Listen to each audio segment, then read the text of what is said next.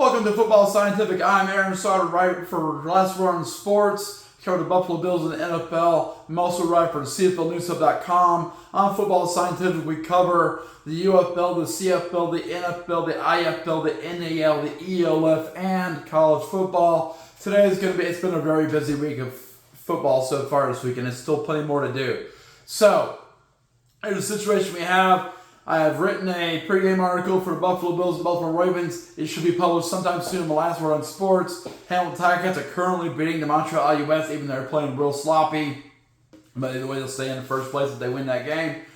Last night we had a game, and did not go as planned, but it was real late too. We had a weather delay, so that's why I've been behind on work so far.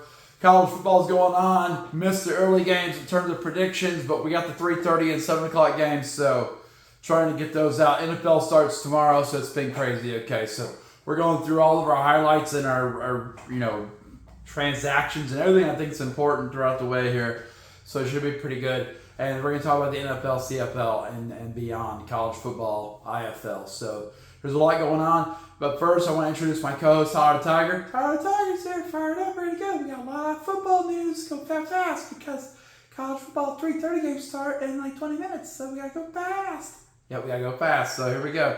Here's a quick rundown of everything from the last couple of days. NFL, San Francisco 49ers, Christian McCaffrey, the running back, says he's on the injury report with a calf injury. Someone asked if he's going to play this weekend. He said he plans to play. That's not reassuring, guys. If you're a fantasy owner, Christian McCaffrey, I did not draft him this year because I was like, that dude's probably not going to play. At least not consistently. Cincinnati Bengals, they gave center Ted Karras a one-year contract extension. That's good for him. Buffalo Bills quarterback Josh Allen is now endorsing New Balance, so I guess comes from his hometown in Firebaugh, California. He's also endorsing some Snickers barbecue sauces. It looks like they're kind of gross in my mind. Caramel barbecue, teriyaki with something, and chocolate barbecue. I don't know. It sounds gross, but I guess Snickers thinks it's going to be good and chose Josh Allen. So we'll see, I guess. Boom, a few things you need to know. Miami Dolphins, they say Darren Waller, he's out for this week. He had a setback in his injury situation. Tyreek Hill, Devon Achane should be good. Although they did move Jess Wilson up on the running back chart. He's activated now from the practice roster, so Mike McDaniel says they're good to go, but he might be lying. He tends to lie a lot. I do hope Devon Achane plays well tomorrow, though. He's on my fantasy lineup, so. Carolina Panthers quarterback Damari Mathis tore his ACL Wednesday, out for the season. Gone. What a crappy time to be gone. New England Patriots linebacker Christian Gonzalez suffered an ankle injury. He's out for Sunday versus the Raiders. Las Vegas Raiders signed wide receiver Justin Shorter, who's active now for them. They signed wide receiver Phil Dorsett, who's on the practice roster. And why did they need Justin Shorter? Because after the signing of wide receiver Amari Cooper, he is retired. Boom, done. Tampa Bay Buccaneers, so they're going through, they did a contract extension for one of the guys, Zyman, I forget his name. I did not write it down. Very busy weekend, but he's a 5th-round draft pick. He got 3 years, $35.4 million guaranteed. Oh, well. New York Giants, Malik Neighbors, he has a back injury. He did not practice this week. They think he will play, hopefully, because I'm a fantasy team. Expect to play versus the Washington Commanders. Pittsburgh Steelers, defense tackle Cam Hayward. He's been wanting the contract, hasn't been practicing, not been practicing. He says he hopes that it's done before the game. That's tomorrow, guys. Is he going to play? Is he not going to play? Hopefully he doesn't play. Let's go take an L, Pittsburgh. I got them winning this week, though. I think he's probably going to play. He's a captain for the team. You probably want to have him play.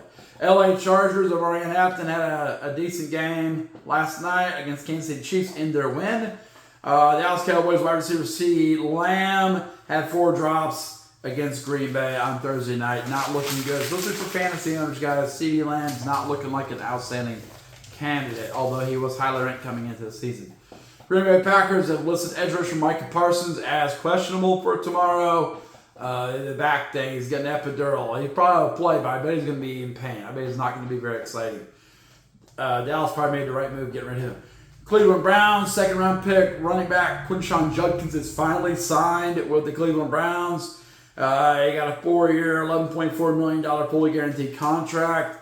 I've heard there's a 2-week waiting period here. He's getting an exception. He's probably going to play tomorrow, but he's waiting on some kind of like clearance and stuff like that from the NFL. But there's a 2-week waiting period on that. I bet he'll play tomorrow. Okay, Tennessee Titans. They agreed with safety Amari Hooker on a 3-year, $48.6 million contract extension that gives them $29 million in guarantees. They have very few good players, so it's good for them to reward the good players they have.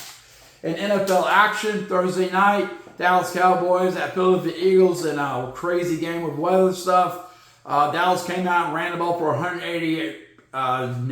They passed the ball to Dak Prescott for 108 passing yards, 0 touchdowns, 0 interceptions. Not a great game, but not bad. 119 rushing yards with Javonte Williams taking over and blowing up. 2 touchdowns, 1 fumble though, 1 sack for the Dallas Cowboys defense. Okay, missing Micah Parsons. Philadelphia Eagles came out, 144 passing yards, 0 touchdowns, 0 interceptions. Not great.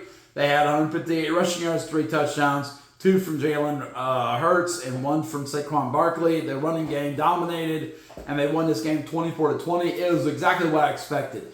People expected Philadelphia to blow out Dallas like they did last year without Dak Prescott, but Dak Prescott really improves Dallas Cowboys. Offensively, they grounded out and tried to stay in the game, and they did, and they had a lead for a while, and then Philadelphia pulled ahead before the weather delay and finished it off. So, the Eagles got the win. Hard-fought win, though.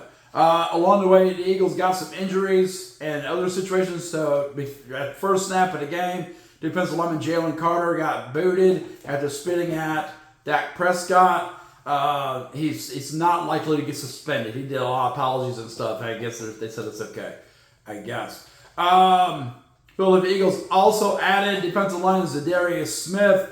Last year he had 9 sacks. He had 69 career sacks. I guess they're trying to bring some pass rush in. They got no sacks against Dallas. And fullback for the Philadelphia Eagles, Ben Van Sumeren, torn patellar tendon. He's out for the season. So they're down fullback. Last night in Brazil, Kansas City Chiefs played the LA Chargers. I knew this was going to be a very competitive game, but the Chiefs did not bring just enough. I thought it would be a close game. Chiefs win in the end. Instead of it being close game, Chargers win in the end. Spoiler alert. So how did that happen? Well, Kansas City Chiefs threw the ball. Patrick Mahomes threw for 258 passing yards, only 1 touchdown and 0 interceptions. Didn't make any critical errors, but didn't make any plays downfield. They had 98 rushing yards combined from everyone, 1 rushing touchdown. Boom. 3 sacks for the Chiefs defense. Solid game, but not great. Mahomes really didn't turn it on. LA Chargers, 318 passing yards, Justin Herbert, 3 touchdowns, no interceptions. That's huge, no interceptions. If they play like that, they're going to win a lot of games. He's not going to throw picks. He tends to break down and throw picks. They had 90 rushing yards, but Quentin Jonathan had 2 touchdowns.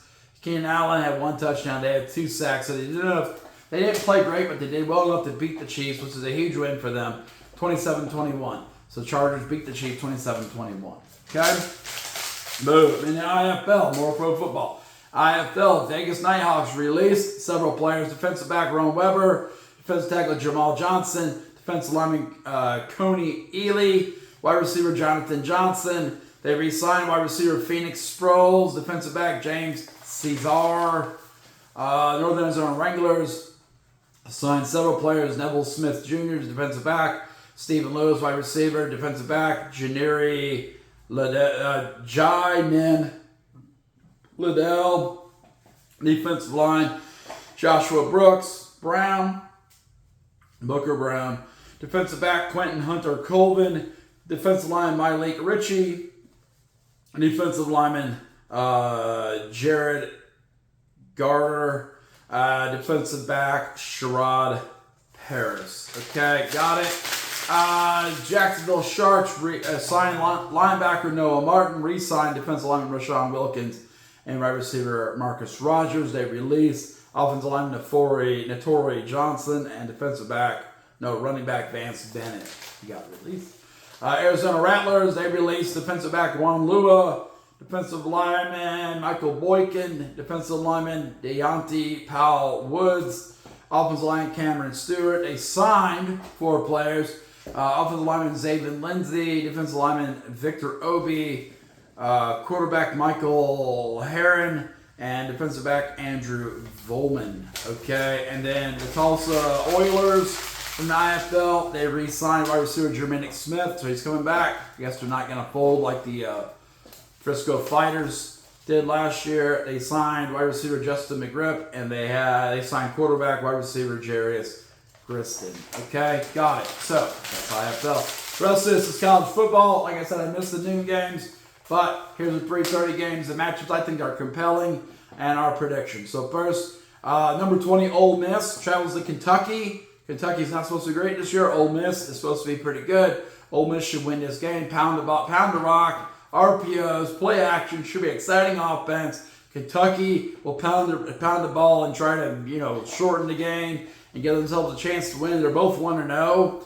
But I think Ole Miss is going to come to Kentucky, and their offense is going to be better than Kentucky's, more explosive, and they're going to win this game 30-21 with 51 as the total points. Vegas has Ole Miss win this game by 9-point favorite, and Kentucky 9-point underdog. I'm saying if I was betting on this game, which I'm not, but if I was, I'd go Ole Miss on the money line, and I would go over slightly. Oklahoma State, Cowboys are 1-0, traveling to number 6 Oregon Ducks here in a few minutes. Okay, they're both 1-0. Oklahoma State played better than expected last week. Oregon is, or we're expecting Oregon. They struggle a little bit though in their FBS or FCS opponent. So I think this game's going to be closer than it appears. Oklahoma State is going to come out and compete early in that game, then Oregon will pull away is what I'm expecting to have happen. I have Oregon wins game 42-14. Total points being 54. I think it's going to be under. I think both offenses will struggle early. I think it's going to hold the score down. So I would go under, and I go Ducks on the money line. They're just the better team. Okay, Bowling Green travels Cincinnati Bearcats. Bowling Green Falcons, Cincinnati Bearcats. Bowling Green's 1-0. Cincinnati's 0-1 after getting beat by Nebraska. I expect Cincinnati the better offense and defense. Bowling Green will come out and compete, but I think Cincinnati should be a more talented team, and they're going to win this game 34-12 at home, 46 total points. Vegas says Cincinnati 23.5 favorite. I don't trust that number. They have the over and under 46.5. I say it's going to go under, and I have Bowling Green plus the points. I just don't think Cincinnati's capable of blowing anyone out. They lost to Miami, Ohio last year. Come on, man. Boom at 4:15, we got the South Florida Bulls, who are 1-0, traveling to the Florida Gators, a big in-state potential upset. I think this is a must-win game for the Florida Gators. If they lose this game to South Florida, I suspect we'll be seeing Billy Lanier getting fired soon. Okay, Billy, maybe whatever his name is. His dad's Bill Lanier, I think. So Napier. So I think Napier will get fired, if not today, but this week. If they lose to the South Florida Bulls. That will be embarrassing for the Florida Gators, guys. You can't be losing to South Florida if you're the Florida Gators. Okay. How's it going down? I think South Florida's going to come out and compete. They're a good team. Florida's going to come out and be sloppy. They're a bad team. But even though they're number 11 in the country, it's all hype. I think Florida will come out and do enough to win this game 38-21 at home. I think the total points can be 59. Vegas says Florida's an 18-point favorite. South Florida's an 18-point underdog. I kind of want to go with underdog in this, but I just think Florida has to win this game by a lot. I got them on the money line, and I got it going over. I think Florida has to win this game. Otherwise, their coach is gone. Okay. Last 3:30 game I'm highlighting. Arkansas State Red Wolves travel to Arkansas Razorbacks. I think this game's interesting because Arkansas State is a pretty good Group of 6 team, not the best, but pretty good. Arkansas is a pretty bad Power 4 team, not the worst, but pretty bad. So I think it's going to be a decent matchup, although Vegas does not agree. Arkansas State Red Wolves, I got them coming out. They're sticking and moving, and they'll score some points. I have Arkansas winning this game at home 44-20. Total 64 points being scored. Vegas agrees. Partially, they got Arkansas as a 23.5 favorite. I got them a 24-point favorite. They got the over-under 62.5. I think it's going to go over. I think both offenses will play well. I think Arkansas will pull ahead at the end and win the game. I don't know by how much, though. I'm going money line on Arkansas. Okay, tonight's game, we got Western Kentucky Hilltoppers 2-0 traveling to Toledo Rockets. What value is that 2-0 start? I don't think it's that valuable. They've been beating bad teams, y'all. So, I got Toledo coming out. Toledo needs to come out and establish themselves as a threat. They're playing another Group of 6 team. This is a big game for Toledo, okay? Especially at home. I got Toledo winning this game 33-25, 58 total points being scored. For the line, Vegas says Toledo's a 7.5-point favorite. I got them winning by 8. And over-under 58, which I have exactly 58 points too. So if I was going to bet us, I would go money line at Toledo Rockets, which I'm not going to clarify. Memphis Tigers are 1-0, traveling to the Georgia State Panthers. Georgia State, I believe, is in the Sun Belt Conference. Memphis is in AAC.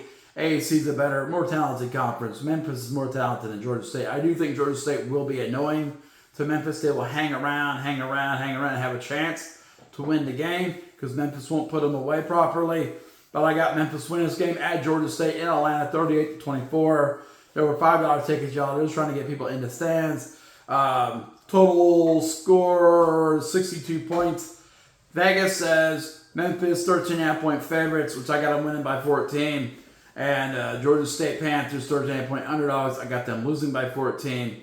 Over under 51.5, 57.5. I got to go in 62. So I would go to over on this. But also Memphis is going to win. It's going to be a money line on Memphis. Okay.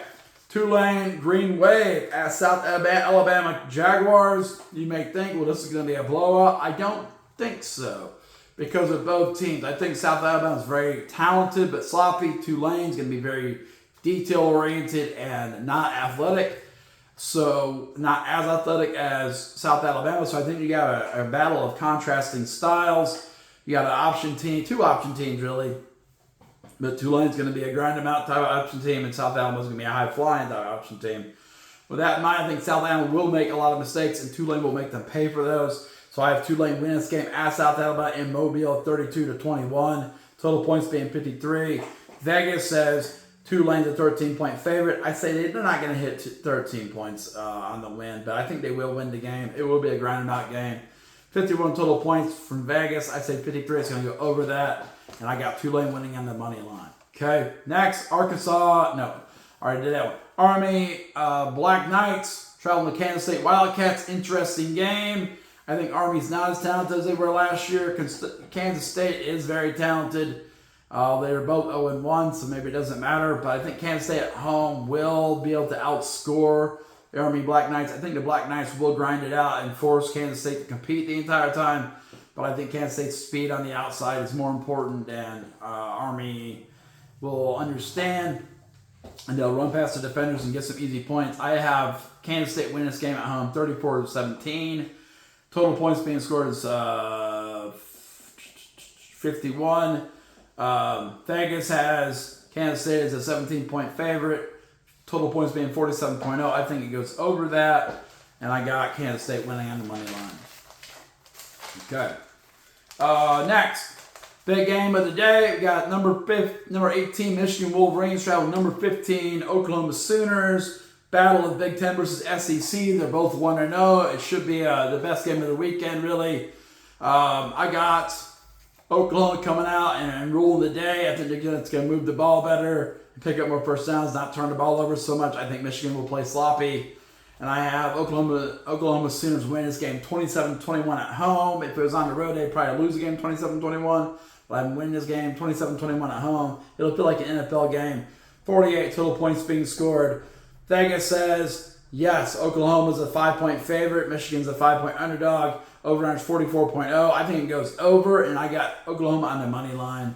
I think Michigan, if they were at home, would win this game. Vanderbilt Commodores 1-0 versus Virginia Tech Hokies are 0-1 last year. Hokies were favored by a ton in this game, and Vanderbilt knocked them off, setting up Vanderbilt for a great season. I think this time Virginia's gonna, they have something to work for. They know Vanderbilt's gonna be good, a little better than expected. So I think Virginia Tech comes in more prepared to win this game. I think Virginia Tech's gonna come with their loud crowd. They're gonna pound the rock. They're gonna force Vanderbilt to make plays. I would play drop 8 coverage and force Diego Pavia to make throws into drop 8. I think he'll turn the ball over. I got Virginia Tech winning this matchup 24-21, scoring 45 total points. And I have the similar thing to what the Vegas has. So Vegas says Virginia Tech by 2.5 points, over under 45.5. I say it goes slightly under, and I say Virginia Tech wins the game under money line. UCLA Bruins at UNLV Running Rebels. We got 0-1 versus 2-0. We got Big Ten versus Mountain West. What do I have winning this game? I got UNLV losing this game 28-25. I think it's going to be a close game. I think it's going to be a battle.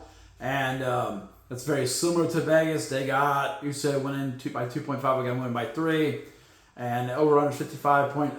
So if you think about it, 28-25, 53. I think it goes under that, okay? I think they'll both have underwhelming offenses. Tulsa Golden Hurricane, 1-0, traveling to New Mexico State. While you may not think it's a big game, I think it would be a big game for bettors, as I think this will be a tightly contested game. Vegas has Tulsa winning by 4, New Mexico State losing by 4. I think what's going to happen here is going to be New Mexico State's going to pick up this win. They're going to pick it up by a very small amount, 28-24. Then they beat the Tulsa Golden Hurricane. Those Tulsa fans are going to be mad at me again, but I think New Mexico State knocks them off and wins this game 28-24. It'd be 52 total points. It's 52.5 on the over-under, so I think it's going to go under, and I got New Mexico State upsetting them. I'll take New Mexico State with the points for that upset, okay? Last but not least, on the West Coast, we got the Stanford Cardinals traveling to the BYU Cougars. Should be a fun game, honestly. Two good defenses, two good running offenses pounding it out. I do have BYU winning this game because Stanford will turn the ball over. I got them winning this game 35-14. Boom. 35-14 is going to be 45 total points, which is exactly what Vegas has, 45 total points. I have Vegas winning this, or BYU winning this game by 21 points, so does Vegas. I would go with BYU on the money line. And the last game, San Diego State Aztecs at Washington State Cougars. What I have going down, I have this being a grind them out kind of game, kind of ugly grind them out game. Two running teams that want to use play action RPOs. Grind it out, not great defenses, not great offenses. Just kind of a grind them out kind of game. A bettor's dream, really. So I have Washington State barely holding on against San Diego State, 24-23, 47 total points being scored. Vegas says Washington State's a 1.5 point favorite. I agree. They're going to win. But San Diego is going to keep it close. And I got the over-under. I got a total of 47, so I'm going over to 46.5. So that's our breakdown of recent NFL news, CFL news, IFL news, and college football predictions. Thanks for joining some Football Scientific. Remember, check out Last Word on Sports for football articles. Check out CFLNewsHub.com for CFL articles. Like the channel, subscribe. That's it for Football Scientific today.